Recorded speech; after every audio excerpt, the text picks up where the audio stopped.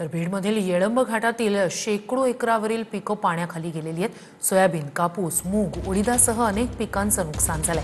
गोदावरी नदीपात्रात 2.5 लाख क्युसेकनं पाण्याचा विसर्ग होत असल्यानं नदीकाठच्या गावांमध्ये पाणी शिरायला सुरुवात झाली।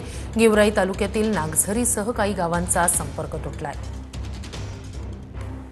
बीड तालुक्यातल्या येळंब परिसरात आहे आणि या परिसरात देखील शेकडो एकर जमिनीवरील सोयाबीन, उडीद, मूग, कपाशीसह इतर पिकं जे आहेत ते पाण्याखाली गेलेत आणि पूर्ण पिकं जे आहेत ते सडून गेलेत। शेतकऱ्यांचं अक्षरशः या संपूर्ण अतिवृष्टीनं प्रचंड मोठ्या प्रमाणात नुकसान झालंय। तर शेतकऱ्यांवरती आता उपासमारीची वेळ आली आहे। शेतकऱ्यांना तात्काळ सरकारने मदत करावी अशी मागणी शेतकऱ्यांमधून होतीये।